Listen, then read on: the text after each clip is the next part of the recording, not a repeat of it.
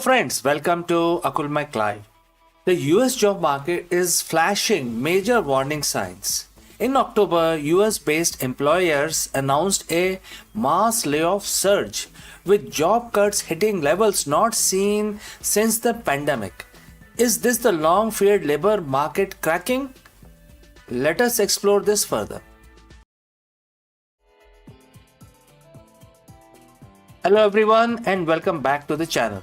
For months, we have feared talks of the resilient US labor market, a strong economy defying expectations.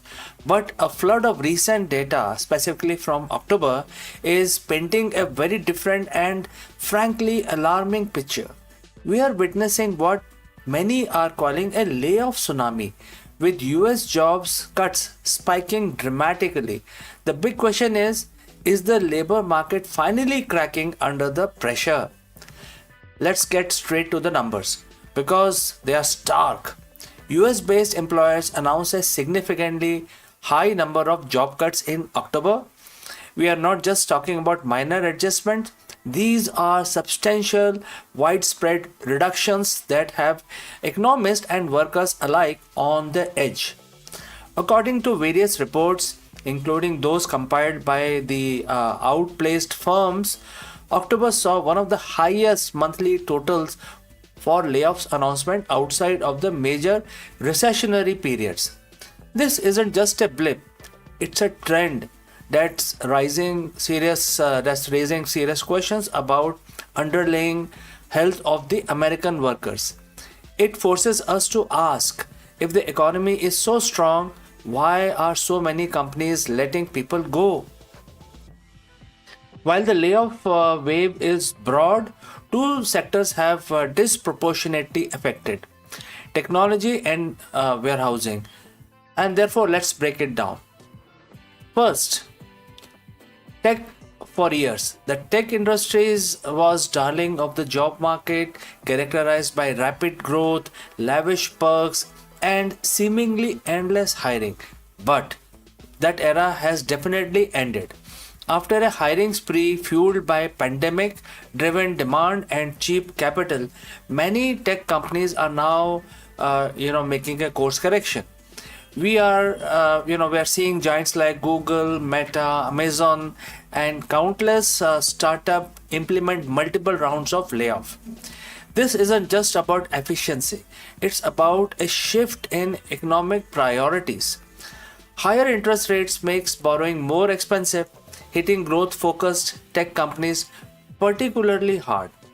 Advertisers are pulling back, venture capital funding are tightening, and the pressure from shareholder for profitability and not just growth is also intensified. So what we are seeing in tech is a correction, but a painful one of the thousands of employee. This is a open fact because many people are getting laid off. Next, warehousing and logistics. This sector exploded during the pandemic as e-commerce became the default. Companies rushed to build out massive fulfillment centers and hire staff to handle the unprecedented volume of online orders. But consumer spending patterns are changing as people return to in person shopping and shift spending from goods to services. The demand for warehousing space and staff has softened significantly. We are seeing major players in retail and logistics streamline operations, close facilities, and reduce their workforce. This point to a broader slowdown in a goods consumption, a critical indicator for the health of the economy. These aren't low-skilled jobs either. Many involves complex logistics and technology, representing a substantial portion of the blue-collar workforce. So while tech and warehousing are the most visible casualty, are these isolated incidents or symptoms of a deeper problem in the overall US labor market? The evidence suggests that it is. Beyond direct layoff, we are seeing another concerning signals. Hiring freezes are becoming more common across various industries. Companies aren't just letting people go; they are also slowing down on stopping, new hiring, joining them altogether. This reduces opportunities for the job seekers and makes it harder for those who have been laid off to find new employment quickly. We are also observing a cooling in wage growth. While still positive, the pace of wage increase is moderating. This is good news for Federal Reserve battling inflation, but it also indicates less competition for workers and less bargaining power for employees.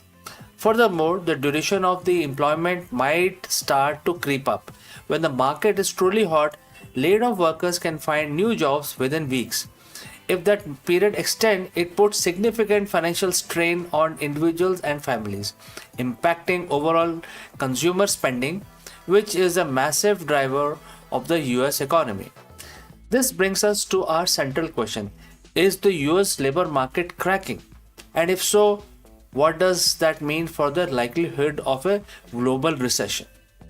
Historically, a significant downturn in labor market marked by sustained job losses and rising unemployment is a precursor to a recession.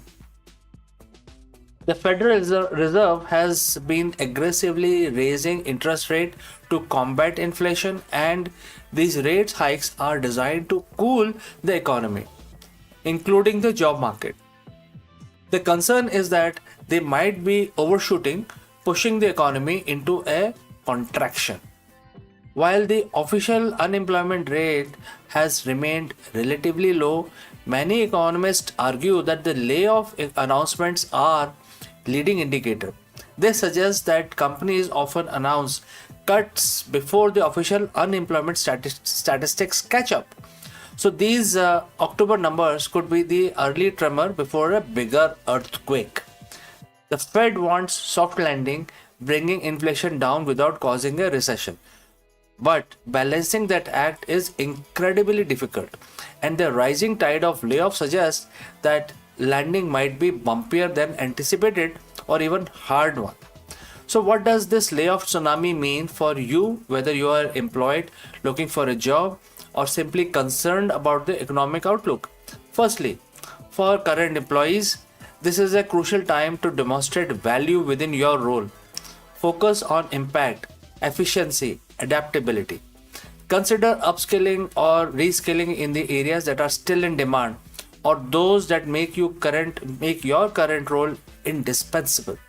If your company is showing signs of distress, it is wise to discreetly update your resume and professional network.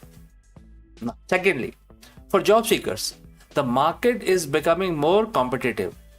Tailor your applications meticulously, network relentlessly, and be prepared for longer job search timelines. Flexibility regarding roles, industry, or even compensation might be necessary in the short term.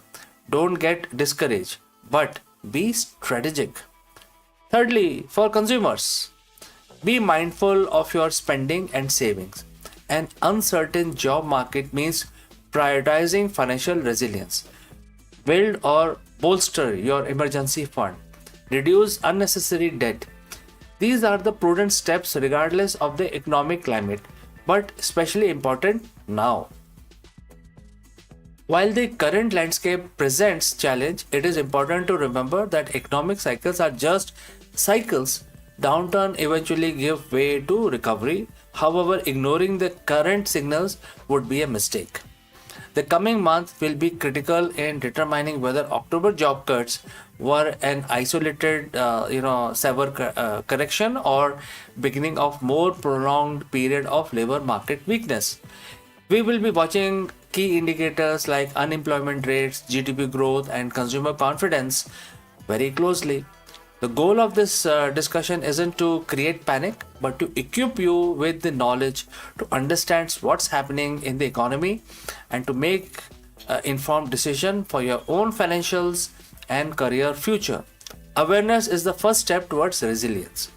So friends, what are your thoughts on these layoff announcements? Have you or someone you know have been affected? Share your experience and insight in the comments below. And if you found this video helpful, please like and share and subscribe for more in-depth analysis of the economy and the job market. Thank you for joining live. Thank you for watching. Stay informed, and I will catch you in the next one.